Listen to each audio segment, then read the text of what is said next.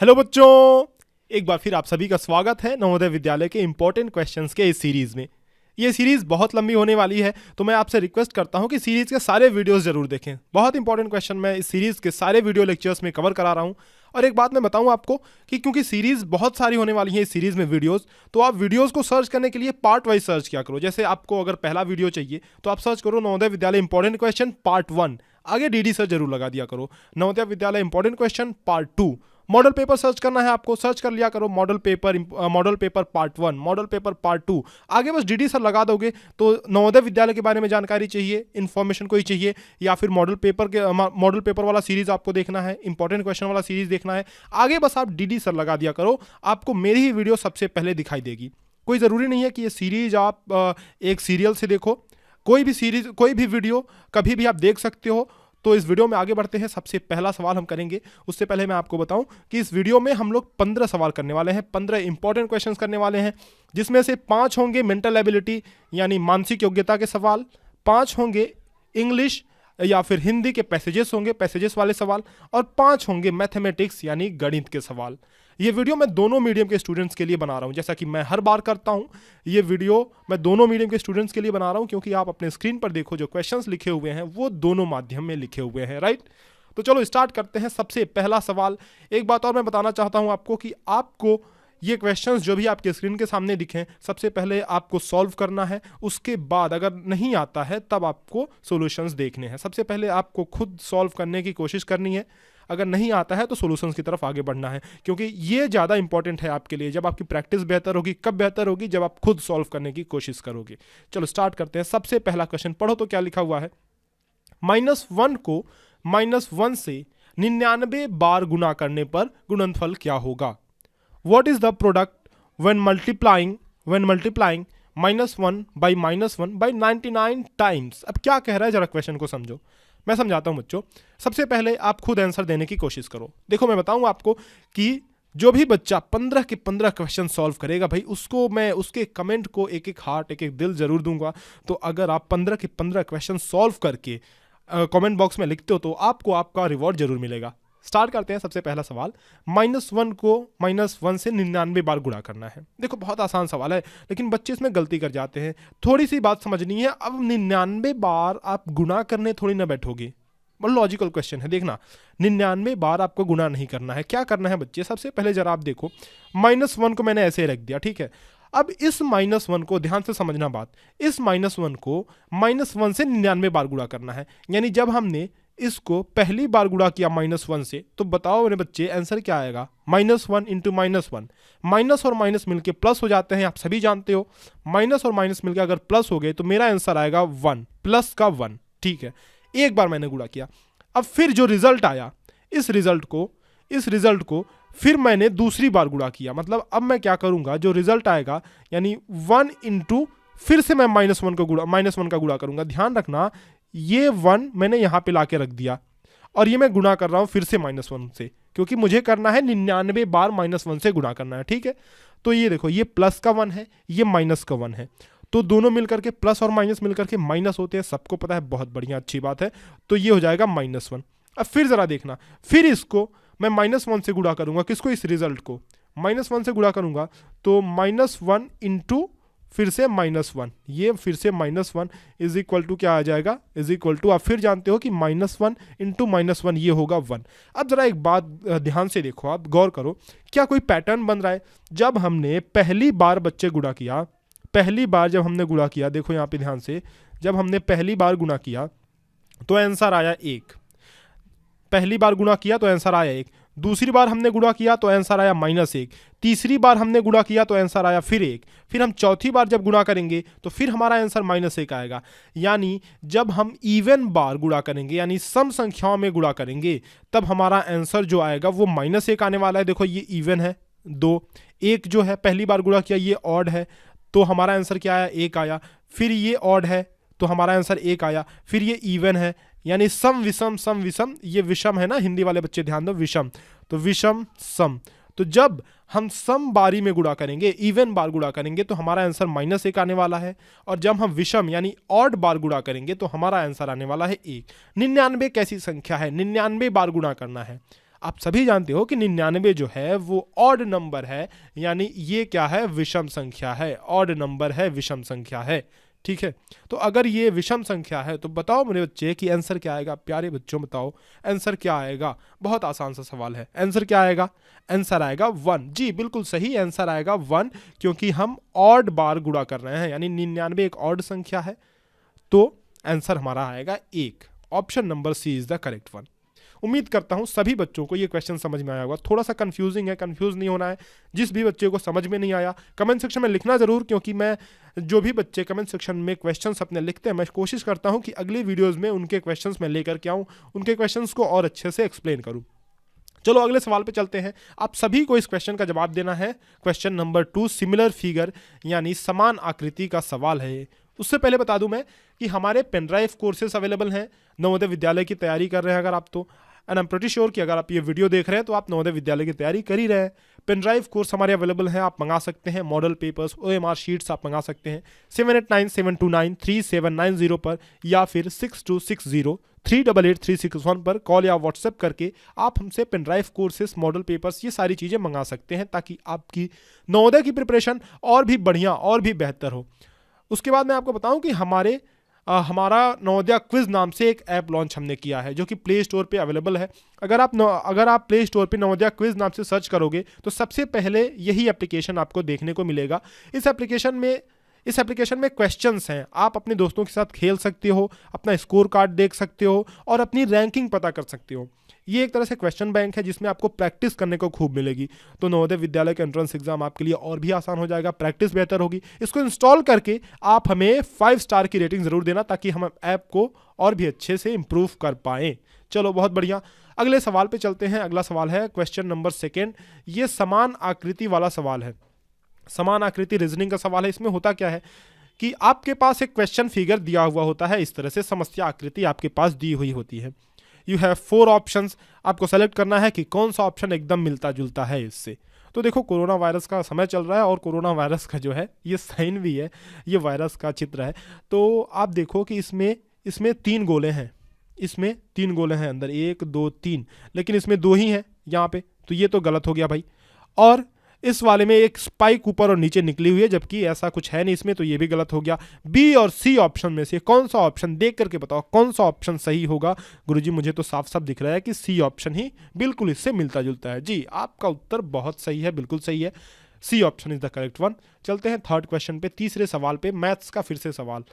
मैं ये क्वेश्चन मिला जुला करके देता हूं ताकि आप बोर ना हो, और इंपॉर्टेंट क्वेश्चंस जो हैं वो सारे के सारे इंपॉर्टेंट तो हैं, लेकिन कुछ क्वेश्चन हार्ड हैं, कुछ क्वेश्चन आसान हैं, और इसी तरह के क्वेश्चन नवोदय में आते हैं। ऐसा नहीं है कि केवल और केवल हार्ड क्वेश्चंस आते हैं, कुछ क्वेश्चंस बहुत आसान होते हैं जिन्हें आप 5-5, 10-10 सेकेंड में सॉल्व कर सकते हो। तो उसी तरह से कुछ क्वेश्चन मैंने मिक्सअप करके आपको दिया हुआ है। तो उम्मीद करता हूं कि आप पूरी वीडियो जरूर देखोगे, और आपको देखना भी चाहिए पूरी वीडियो देखना, ताकि कोई भी क्वेश्चन मिस ना हो, आपको पता चले कि कैसे क्वेश्चंस नवोदय के एग्जाम में आते हैं। क्वेश्चन नंबर 3 क्या है, 8 divided by 8 plus 8 into 8 minus 8 को सरल करने पर क्या परिणाम आएगा। What will be the result when multiplying 8 divided by 8 plus 8 into 8 minus 8। अब देखो इस तरह के सवालों को करने के लिए मैंने आपको एक तरीका बताया था। बच्चे याद करो क्या तरीका बताया था, कौन सा वाला रूल लगेगा, बोर्ड मास वाला रूल, BODMAS, बोर्ड मास वाला रूल। याद करो, बदमाश बच्चों के लिए बदमाश वाला रूल, बोर्ड मास वाला रूल मैंने आपको बताया था ना। क्या है, B for bracket, O for of, D for division. देखो यहां से आपको चीजें काम में आने वाली हैं। BO का जरूरत यहाँ पे नहीं पड़ेगा, B और O की जरूरत यहाँ पे नहीं पड़ेगी, क्योंकि ब्रैकेट और ऑफ यहाँ पे दिया ही नहीं हुआ है। तो D मतलब डिवीजन यानी भाग, M मतलब मल्टीप्लिकेशन यानी गुणा, A मतलब एडिशन यानी जोड़, S मतलब सब्ट्रैक्शन यानी घटाना। तो सबसे पहले देखो, जो चीज सबसे पहले आती है उसको सबसे पहले हमें सॉल्व करनी है। तो D मतलब डिवीजन सबसे पहले आ रहा है, तो सबसे पहले हमें भाग सॉल्व करना है, उसके बाद हमें मल्टीप्लिकेशन करना है, उसके बाद हमें एडिशन करना है, उसके बाद हमें कहीं लास्ट में जाकर के सब्ट्रैक्शन करना है। ठीक है, तो बताओ बच्चों सबसे पहले क्या मुझे सॉल्व करना होगा, मुझे सबसे पहले डिवीजन सॉल्व करना होगा। यानी क्या मैं इसको पहले सॉल्व कर लूं, हाँ जी सॉल्व कर लो, बहुत सही बात है। 8 भागा 8, 8 डिवाइडेड बाई 8, ये क्या होगा, 8 में 8 का भाग दोगे 1 बचा, बोलो जी सही बात है कि नहीं, 1 बचा, गुणे 8 माइनस 8, ठीक है। अब मैंने इसको सॉल्व कर लिया। अब मुझे आगे क्या सॉल्व करना है, देखो गुणे के भाग के बाद मल्टीप्लिकेशन यानी गुणा मुझे सॉल्व करना है। तो गुणा कहाँ पे दिख रहा है जरा बताओ तो मुझे। गुणा यहाँ पे दिख रहा है ना, ये चीज़ यहाँ पे, एक मिनट में पेन चेंज करता हूँ, ये चीज़ ना गुणा, ये चीज़ दिख रहा है। तो क्या मैं अब इसको सॉल्व कर लूँ? हाँ जी कर लो, सॉल्व कर लो। 1 प्लस 8 गुणे 8, 8 अठाए 64, ये 64 हो गया, माइनस 8। अब मैं प्लस को सॉल्व कर लेता हूँ, फिर माइनस को सॉल्व कर लूँगा, ठीक है, मेरा आंसर आ जाएगा। प्लस को सॉल्व करें तो 64 प्लस 1 65 हो गए, माइनस 8, 65 माइनस 8। मेरे प्यारे बच्चों बताओ क्या होगा? क्या ये 57 होगा? क्या ये 57 होगा? हाँ जी ये तो 57 है। कौन हो तुम, कितना हो? 57, 57 ही हमारा सही आंसर है। 57 option number A is the correct one, ठीक है, बहुत अच्छे। चलते हैं अगले सवाल पे। Next question is question number 4। कौन से चैप्टर का सवाल है ये आपको देखते ही पहचान में आ जाना चाहिए। ऑड मैन आउट यानी भिन्न आकृति वाला सवाल है ये। भिन्न आकृति में आपको करना क्या होता है कि you are given 4 question figure. अब 4 क्वेश्चन फिगर आपको दिए हुए हैं, आपको ये छांटना है कि कौन सा क्वेश्चन फिगर, कौन सा इसमें से आकृति, कौन सी समस्या आकृति जो है वो सबसे अलग है। 3 आकृतियां ऐसी हैं जिनमें कुछ ना कुछ रिलेशन है, कुछ ना कुछ संबंध है, लेकिन एक आकृति ऐसी है जो सबसे अलग है, इन सभी से अलग है, उसी को आपको छांट के लिखना है। तो देखो इसमें क्या है ना कि जो शेडिंग वाला पार्ट है यानी जो रंगा हुआ वाला पार्ट है वो अल्टरनेट करके दिया हुआ है। देखो यहाँ पे ये शेडिंग है, यहाँ पे ये शेडिंग है, यहाँ पे ये वाला कोना जो है वो शेडिंग है, यानी कि एक एक छोड़ करके शेडिंग की गई है। यहाँ पे देखो ये हमने रंग भर दिया, इसमें रंग भर दिया, इसमें रंग भर दिया, इसमें रंग भर दिया, एक एक छोड़ करके रंग भर दिया है। यहाँ पे भी इसमें रंग भर दिया, इसको छोड़ दिया, इसमें रंग भर दिया, यानी कि इसमें भी एक एक छोड़ करके। लेकिन सी वाला थोड़े नखरे कर रहा है, इसमें क्या है ना, इसमें देखो लगातार इसमें शेडिंग की गई है, इसमें भी, इसमें भी, इसमें भी। तो ये तो सबसे अलग ही रास्ते पे चल रहा है भाई, तो इसको हमने हटा दिया, यानी this one is the correct option. यही सबसे अलग है, बाकी सब में कोई ना कोई रिलेशन तो है। रिलेशन क्या है कि सब में अल्टरनेट करके कलर्स जो है भरे हुए हैं, जबकि इसमें जो है लगातार कलर्स तीनों खाने में, तीनों बक्से में भरे हुए हैं। तो ये सबसे ऑप्शन अलग है ना। अच्छा सवाल था, बहुत लॉजिकल क्वेश्चन था, लेकिन आसान भी था। क्वेश्चन नंबर 5 देखो, ये थोड़ा सा ट्रिकी क्वेश्चन है, ये थोड़ा सा ट्रिकी क्वेश्चन है। तो मैं रिक्वेस्ट करता हूं कि आप सभी बच्चे सबसे पहले तो इसको आप खुद लगाने की कोशिश करो, खुद लगाओ, सबसे पहले खुद लगाने की कोशिश करो, उसके बाद मैं आपको बताऊंगा। खुद लगाओ, सबसे पहले खुद लगाने की कोशिश करो। मैं चाहता हूं कि सारे के सारे बच्चे ऐसे क्वेश्चन को अटेम्प्ट जरूर करें, क्योंकि ऐसे क्वेश्चन को जब आप अटेम्प्ट करोगे तो आपकी प्रैक्टिस बहुत बेहतर होने वाली है बच्चों। तो आप ऐसे क्वेश्चन को अटेम्प्ट जरूर करो। थोड़ा सा मैं जूम इन कर लेता हूं ताकि आप इसको सही से देख पाओ। 3 to the power 6 into 9 to the power 2 के कितने अभाज्य गुणनखंड हैं? How many prime factors of 3 to the power 6 and 9 to the power 2? 3 पे घात 6 और 9 पे घात 2। हमसे क्या पूछा है बच्चे? प्राइम फैक्टर्स पूछा है, अभाज्य गुणनखंड पूछा है। अभाज्य गुणनखंड, किस किस बच्चे को अभाज्य गुणनखंड नहीं आता है? मैं जानना चाहता हूं कि किस बच्चे को अभाज्य गुणनखंड नहीं आता है। अगर किसी को नहीं आता है तो कमेंट सेक्शन में लिखो, मैं अभाज्य गुणनखंड पे वीडियो आपको ला के दूंगा अगर आपको चाहिए तो। अभाज्य गुणनखंड में मैं जानना चाहता हूं कि कितने बच्चों को अभाज्य गुणनखंड पे वीडियो चाहिए, कमेंट सेक्शन में मुझे लिखो। देखो इस क्वेश्चन को करने का आसान सा तरीका है, क्या है कि 3 पे पावर, क्या सबसे पहले मैं देखूंगा कि क्या 3 अभाज्य है। हाँ जी 3 अभाज्य है। अब 3 पे पावर कितना है? 3 पे पावर 6 है ना। चलो अभी इसकी बात नहीं करेंगे, बस इतनी सी बात जान लो, अभाज्य है और पावर 6 है। अभी मैं बताता हूं, आगे समझाऊंगा, बिल्कुल धैर्य रखना है, धैर्य रखना है। धीरे धीरे आसानी से क्वेश्चन को आपको सॉल्व करते जाना है, कोई बड़ी बात नहीं है, कोई रॉकेट साइंस नहीं है, ठीक है। 9 to the power 2। अब हम बात करते हैं 9 to the power 2 पे। तो सबसे पहला सवाल मेरे दिमाग में तो ये आएगा, मैं सबसे पहले ये सोचूंगा कि क्या 9 जो है वो अभाज्य है? नहीं, मेरा उत्तर है कि नहीं, 9 तो अभाज्य नहीं है, क्योंकि मैं 9 के 2 टुकड़े कर सकता हूं 3 into 3, ठीक है। तो आप इसको ऐसे लिख लो, 3 into 3, क्या लिखोगे? 3 into 3 to the power 2, ठीक है। 3 into 3 to the power 2, आप इनको ऐसे लिख लो।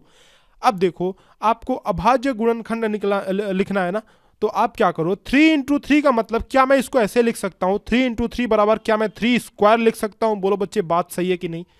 3 into 3 को मैं 3 स्क्वायर लिख सकता हूं। जी गुरुजी बात तो सही बोल रहे हो आप, पर आप आगे तो समझाओ, आगे क्या कहना चाह रहे हो। ठीक है समझाता हूं। 3 into 3 क्या हो गया? 3 स्क्वायर हो गया, और ऊपर वाला स्क्वायर हमारे पास पहले से है। अब क्या है ना, छोटी सी बात है, छोटी सी स्टेप है, छोटी बात छोटा पैकेट बड़ा धमाका। देखो छोटी सी बात है, लेकिन इसी से आपका क्वेश्चन सॉल्व हो जाना है। क्या है कि इन दोनों को आपस में गुणा कर लो, जो पावर्स हैं उनको आपस में गुणा कर लो। तो ये क्या हो गया, 3⁴ हो गई ना, ये संख्या क्या हो गई 3⁴, जबकि पहले क्या था 9⁻²। तो हमको सबसे पहला स्टेप क्या है, पहला स्टेप सोचो बच्चों, क्या करो सोचो, क्या सोचना है कि क्या ये संख्या अभाज्य है, यानी क्या ये संख्या प्राइम है, ये हमें सोचना है। अगर हाँ प्राइम है तो कुछ नहीं करना, ऐसे ही रख देना है। अगर प्राइम नहीं है, अगर प्राइम नहीं है तो आपको क्या करना है, इसको अभाज्य में बदल लेना है। अब बदलेंगे कैसे, जैसे 9 को हमने 2 टुकड़े कर दिए, 3 × 3 तो ये प्राइम बन गया, यानी 3 तो एक प्राइम है ना, 3⁴। अब हमको दो चीज़ों की ज़रूरत है हमें, एक तो इसकी ज़रूरत है और एक किसकी ज़रूरत है, एक इसकी ज़रूरत है, दो लोगों की ज़रूरत है हमें, 3⁶ एंड 3⁴। इसी से हमारा उत्तर आ जाना है। देखो क्या है, कितने अभाज्य गुणनखंड है पूछा है ना, तो ये कितना है 6 है, ये कितना है 4 है। बस कुछ नहीं करना है, 6 और 4 को जोड़ दिया हमने, आंसर आ गया हमारा 10। कुछ नहीं करना बच्चों, पावर को जोड़ दोगे, आंसर आ गया हमारा 10। 10 ही करेक्ट ऑप्शन है। देखो कितना आसान सवाल था, है ना, कितना आसान सवाल था। लेकिन कुछ बच्चे क्या करेंगे कि इनको 3⁶ को खोलने लगेंगे पूरा, मतलब 3 × 3 × 3 6 बार गुणा, 9⁻²⁵ को खोलने लगेंगे तो 9 का 2 बार गुणा 81, और इन दोनों का फिर से गुणा करेंगे, बहुत बड़ा सा गुणा हो जाएगा, और उसके बाद फिर अभाज्य गुणनखंड निकालेंगे, जोड़ेंगे, कितना सारा टाइम लग जाएगा। आपको टाइम ही तो बचाना है ना। एग्जाम क्या करता है, डिमांड करता है कि आप कितनी जल्दी क्वेश्चंस को सॉल्व कर लें। आपको कैलकुलेशन नहीं दिखाना है, आपको वहाँ पे आपको बहुत 30 मार्क खान नहीं बनना है कि मेरी कैलकुलेशन तेज है। आपको तो क्वेश्चन सॉल्व करके आने हैं ना, एंट्रेंस एग्जाम निकालना है, ठीक है। तो इस तरह की स्ट्रेटजी आप रखा करो। आगे चलते हैं, next let's move to the next question. Question number 6 mirror image वाला क्वेश्चन है। देखो ये क्वेश्चन मैंने आपको मॉडल पेपर में करा रखा है, ये क्वेश्चन मैंने आपको मॉडल पेपर या फिर गेस्ट पेपर जो भी आप कह लो उसमें मैंने करा रखा है। मैं आपसे बताऊं कि इस तरह के जो मॉडल पेपर्स है, गेस्ट पेपर हैं, आप सर्च करो कि model paper 1, model paper 2, model paper 3, इस तरह से आप सर्च करो, पहली ही वीडियो मेरी आ जाएगी। पार्ट डाल देना, model paper part 1, model paper part 2, इस तरह से मॉडल पेपर को आप सर्च करके आगे डीडी सर जरूर लिख देना, model paper part 1 DD sir, या फिर द्रोण स्कूल लिख देना, पहले ही वीडियो आ जाएगी। वीडियो को आप सर्च किया करो और देखा करो, सारे वीडियो सीरीज वाली सारी वीडियोस देखा करो। ABCD 4 ऑप्शन हैं आपके पास। मैं इसका आंसर आपको नहीं बताने वाला हूं, एक आध क्वेश्चन मैं हर एक वीडियो में छोड़ देता हूं ताकि आप खुद करो। सारे बच्चे इसका आंसर मुझे कमेंट सेक्शन में लिख करके बताएंगे, सारे बच्चे। मैं फिर से बताऊं कि जो भी बच्चे 15 के 15 क्वेश्चन सॉल्व करेंगे उनके कमेंट को मैं हार्ट जरूर दूंगा, एक एक दिल उन्हें जरूर मिलने वाला है। तो उम्मीद करता हूं कि सभी बच्चे ये कोशिश करेंगे कि 15 सवाल सॉल्व करेंगे। अंतिम तक बने रहेंगे इस वीडियो के, क्योंकि अंतिम में मैं पैसेजेस कराने वाला हूं। और अगर आप हर बार वीडियोस की नोटिफिकेशन चाहते हैं कि मैं जैसे ही वीडियो अपलोड करूं आपके पास नोटिफिकेशन जाए, आप वीडियो को देख लो, सीरीज पूरी कंप्लीट करो, जो भी नवोदय विद्यालय से रिलेटेड इन्फॉर्मेशन आए, चाहे फॉर्म भरने से रिलेटेड हो, चाहे नवोदय विद्यालय के बारे में कोई जानकारी हो, चाहे फीस से रिलेटेड हो, चाहे कट ऑफ से रिलेटेड हो, मॉडल पेपर से रिलेटेड हो, इंपॉर्टेंट क्वेश्चन से रिलेटेड हो, सारी वीडियोस का नोटिफिकेशन आपको जाए, तो आप सब्सक्राइब करके बेल आइकन को दबा करके ऑल पे क्लिक कर लेना ताकि सभी नोटिफिकेशन आपको जाए, आप तुरंत वीडियो देख सको। अगले सवाल पे चलते हैं, क्वेश्चन नंबर 7। क्वेश्चन नंबर 7 क्या कहता है, 360 का 80% प्लस 80 का 40% का मान कितना होगा? What will be the value of 80% of 360 plus 40% of 80? अब इसका क्या मतलब हुआ, 360 का हमें 80% निकालना है। बहुत आसान बात है, कैसे करेंगे, 360 का 80% तो गुणे 80/100 कर देते हैं। बोलो बात सही है ना। 360 का 80% ऐसे तो निकालते हैं, जब परसेंट निकालना होता है हमें तो जितना परसेंट निकालना है उसको /ऊपर रखते हैं और 100 से भाग दे देते हैं। बस सिंपल सी बात है। अरे क्या क्या बोल रहा हूं मैं, सिंपल सी बात है ना। बताओ 360 × 80/100, ठीक। आगे चलते हैं, अब क्या कह रहा है, प्लस 80 का 40%, तो 80 का 40% बच्चों, तो क्या आप निकाल सकते हो? गुरुजी बहुत आसान सवाल है, ऐसे सवाल मत बताया करो। देखो और भी बच्चे पढ़ रहे हैं, अगर आप इसको लगा ले रहे हो, इस सवाल को हल कर ले रहे हो, तो आप समझो कि आपकी प्रिपरेशन बहुत अच्छी हो रही है, ठीक। और जो बच्चे इसको नहीं लगा पा रहे हैं उनको और भी प्रिपरेशन करने की ज़रूरत है, और ज़्यादा मेहनत करने की ज़रूरत है। आप पेन ड्राइव कोर्सेज ले लोगे तो उसमें बेसिक से सब कुछ कवर कराया गया, सब कुछ कवर हो जाएगा आपका। इसमें देखो क्या है, मैं इस जीरो को इस जीरो से काट सकता हूं, इन दोनों जीरो को, मतलब ऊपर वाले 2 जीरो नीचे वाले 2 जीरो से कट गए, ठीक है। इसमें भी ऊपर वाले 2 जीरो नीचे वाले 2 जीरो से कट गए, ठीक है। अब 36 × 8 आप कर सकते हो, 8 × 6 = 48, हासिल 4, 8 × 3 = 24, 4, 28, ये 288 हो गए, प्लस 8 चौके 32 ये हो गए। बताओ तो बच्चों, मेरे प्यारे बच्चों, बताओ ये जोड़ करके कितना होगा? क्या ये 320 होगा? हाँ गुरुजी, जोड़ने तो मुझे आता है, मैं तो जोड़ने में एक्सपर्ट हूँ। चलो बहुत बढ़िया, 320, option number C is the correct one. बहुत आसान सवाल था ना, बहुत आसान सवाल। क्वेश्चन नंबर 8, फिगर क्रिएशन, आकृति निर्माण का सवाल है। आकृति निर्माण का सवाल है, मेंटल एबिलिटी यानी मानसिक योग्यता वाला सवाल है आकृति निर्माण का। आपको ये सभी आना चाहिए। क्या है कि आपके पास एक जो है कटी हुई आकृति दी हुई है, इसी को आपको पूरा करना है। ABCD 4 ऑप्शंस में से बताना है कि कौन सा आकृति इसमें फिट बैठेगा। तो क्या मुझे दिख रहा है कि ऑप्शन ए ही यहाँ पे फिट बैठ जाएगा? जी बिल्कुल दिख रहा है। अगर मैं यहाँ से इसको ऐसे रंग दूं, यहाँ पे इसको कलर कर दूं, तो मुझे साफ साफ दिखाई दे जाएगा कि यही आकृति इसमें फिट बैठेगी। Option A is the correct one.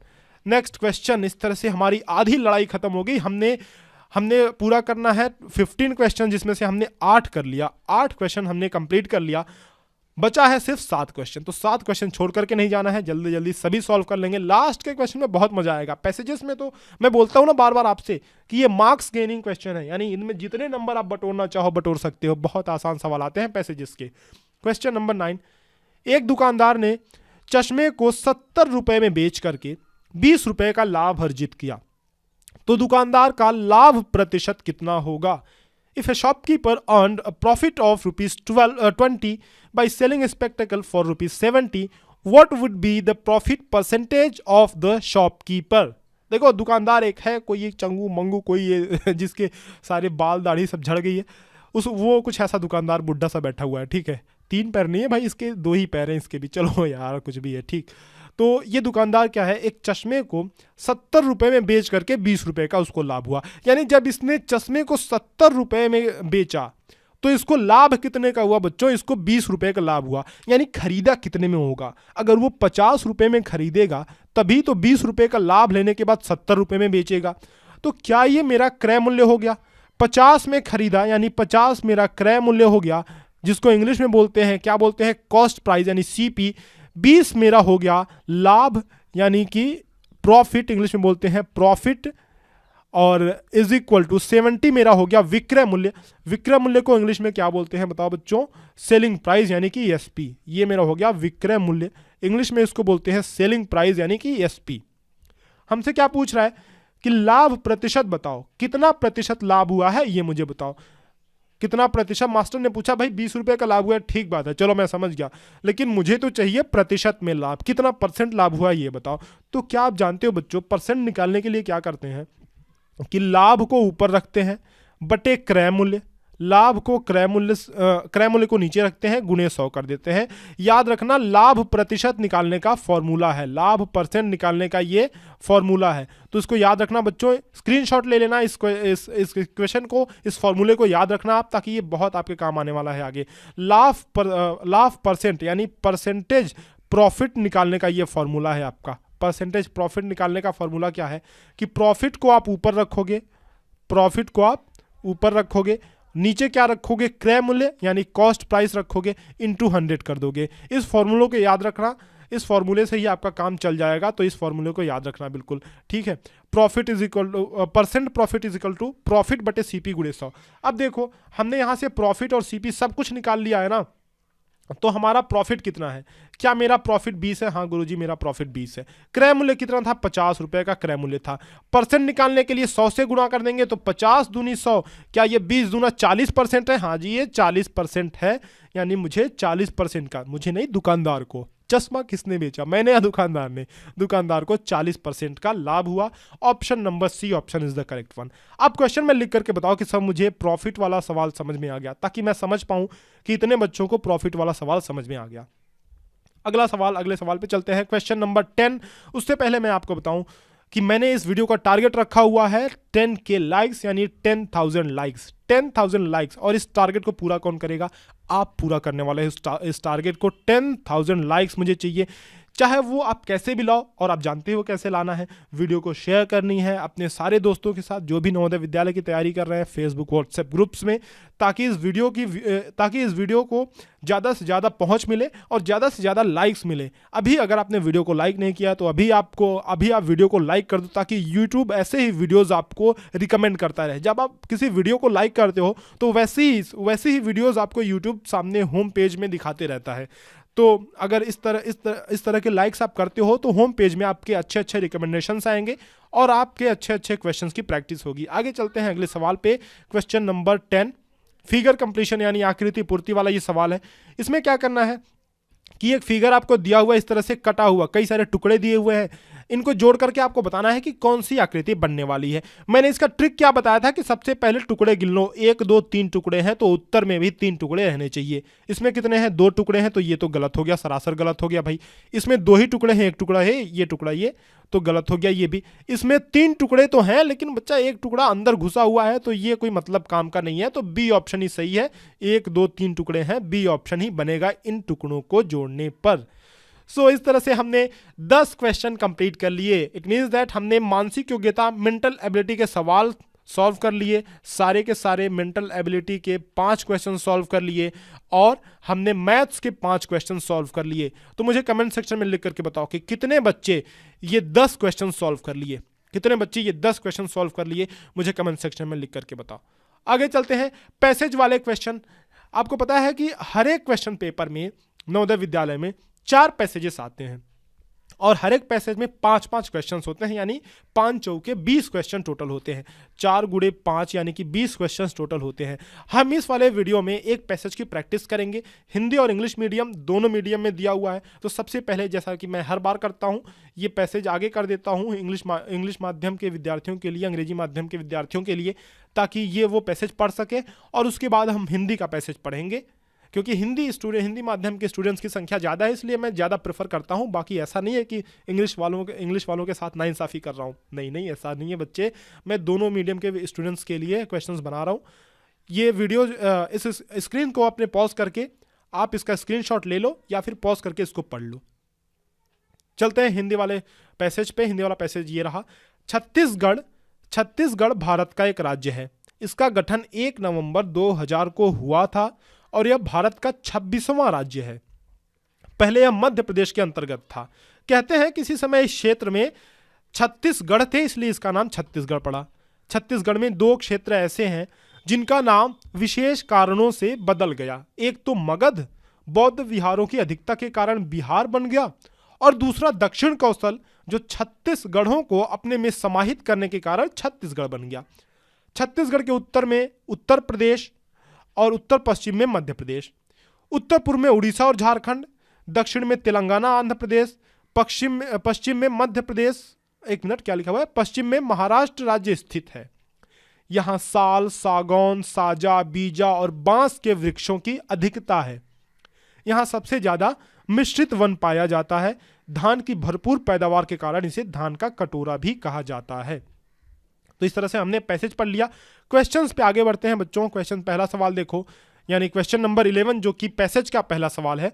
Chhattisgarh में सबसे ज्यादा कौन से वन पाए जाते हैं? कौन से वन पाए जाते हैं? देखो बच्चे यहाँ पे लिखा हुआ है कि छत्तीसगढ़ में सबसे ज्यादा मिश्रित वन पाए जाते हैं। मिश्रित वन यानी आपको छत्तीसगढ़ में मिक्स्ड फॉरेस्ट पाए जाते हैं। ऑप्शन नंबर देखो, मिक्स्ड फॉरेस्ट यहाँ पे लिखा हुआ है, तो कौन सा ऑप्शन सही है? Option number C is the correct one. Mixed forest पाए जाते हैं छत्तीसगढ़ में। Option number C, mixed forest यानी मिश्रित वन। अगले सवाल पे चलते हैं। By what name the state of Chhattisgarh known? Chhattisgarh को किस नाम से जाना जाता है? देखो आपने यहाँ पे पढ़ा सबसे लास्ट में कि छत्तीसगढ़ को धान का कटोरा भी कहा जाता है। धान का कटोरा, क्योंकि यहाँ पे सबसे ज्यादा धान की पैदावार होती है। क्या लिखा हुआ है? Rice ball. इसको राइस बॉल यानी धान का कटोरा भी कहा जाता है। ऑप्शन नंबर ए, छत्तीसगढ़ को क्या कहा जाता है? धान का कटोरा, क्योंकि यहाँ पे धान की पैदावार काफी ज्यादा होती है, इसलिए इसको धान का कटोरा कहा जाता है। छत्तीसगढ़ भारत का कौन सा राज्य है?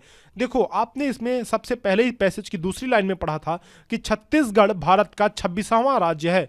It is 26th state of India. 26th state of India यानी 26वें नंबर पे इसको फॉर्म किया गया था, इसको बनाया गया था। 26 स्टेट है। ऑप्शन कौन सा है? A option is the correct one. 26वां राज्य है ये छत्तीसगढ़ भारत का। A option is the correct option. Next 2 question और बचे हैं। मैं चाहता हूं कि सभी बच्चे इन दोनों सवाल का उत्तर दें। अंतिम 2 सवाल है, इसलिए चाहता हूं कि सभी बच्चे इन सभी का उत्तर दें और अपनी प्रैक्टिस और बेहतर बनाएं। छत्तीसगढ़ के उत्तर में कौन सा राज्य है? छत्तीसगढ़ के उत्तर में कौन सा राज्य है? किस दिशा में पूछ रहा है? उत्तर में। Which state is to the north of Chhattisgarh? देखो कौन सा है भाई। चलते हैं पैसेज पे, ये तो पैसेज से ही पता चलेगा। उत्तर में क्या है? कहाँ है, कहाँ है, कहाँ हो तुम, कहाँ छिपे हो तुम, कहाँ है उत्तर में? Uttar Pradesh situated in the north of Chhattisgarh, यानी नॉर्थ के, छत्तीसगढ़ के नॉर्थ में उत्तर प्रदेश छिपा हुआ है। छिपा नहीं है, मतलब है। ठीक है, उत्तर में कौन सा राज्य है? उत्तर प्रदेश, यानी ए option is the correct one. आगे चलते हैं, अगला सवाल और सबसे अंतिम सवाल। अगला सवाल, इसके बाद ये मैच फिनिश। हाँ, मगध बौद्ध विहारों की अधिकता के कारण क्या बन गया? मगध बौद्ध विहारों की अधिकता के कारण क्या बन गया? इसका जवाब सारे बच्चे कमेंट सेक्शन में लिख कर दें। मगध बौद्ध विहारों की अधिकता के कारण बिहार बन गया, यानी option number B is the correct one. Bihar बन गया। बिहार देखो कहाँ पे है, बिहार बिहार बिहार बिहार कहाँ पे है? यहाँ देखो इस लाइन में। मगध बौद्ध विहारों की अधिकता के कारण बिहार बन गया। तो इस तरह से हमने 15 क्वेश्चन सॉल्व कर लिए। B option is the correct one, Bihar. 15 question हमने सॉल्व कर लिए। जाते जाते एक बार मैं और आपको बता दूं कि हमारे पेनड्राइव कोर्सेस अवेलेबल हैं। मॉडल पेपर्स, OMR शीट्स आप हमसे मंगा सकते हो। नवोदय विद्यालय की बेहतरीन तैयारी के लिए सब कुछ बिल्कुल स्टार्ट टू एंड हर एक चीज़ कवर कराई गई है इसमें, ताकि आपकी प्रिपरेशन बहुत ही बढ़िया हो, अच्छी तरीके से प्रिपरेशन हो, नवोदय विद्यालय का एंट्रेंस एग्जाम आप निकाल सको। ये स्क्रीनशॉट ले लेना 7897293790 या फिर 6260388361 पे कॉल या व्हाट्सएप आप हमें कर सकते हो। चैनल को सब्सक्राइब कर लेना, बेल आइकन पर क्लिक करके ऑल का बटन दबा देना, ताकि आपको सारी नोटिफिकेशन मिले। और अंतिम में आप नवोदय क्विज जरूर डाउनलोड कर लेना। वीडियो के डिस्क्रिप्शन में वैसे मैंने लिंक दे दिया है, लेकिन आप सबसे आसान काम करो कि प्ले स्टोर पे जाकर के नवोदय क्विज सर्च करो या गूगल पे नवोदय क्विज सर्च करो ऐप। सबसे पहली एप्लीकेशन आपको यही देखने को मिलेगी। 5 स्टार की आप हमें रेटिंग जरूर देवें, ताकि हम इस ऐप को और भी अच्छा कर पाएँ, और भी क्वेश्चंस इसमें हम डालते रहें, हम भी मोटिवेट होते रहें। और आपको मोटिवेट रहना तो ज़रूरी ही है नवोदय विद्यालय का एंट्रेंस एग्जाम निकालने के लिए। चलते हैं, फिर मिलते हैं आपसे अगले लेक्चर्स में कुछ नए सवालों के साथ। अगर आपके कोई डाउट्स हैं तो कमेंट सेक्शन में ज़रूर लिखें। आपसे मिलते हैं अगले सवालों के साथ, अगले चैप्टर्स में, अगले वीडियोस में। तब तक के लिए अलविदा, धन्यवाद।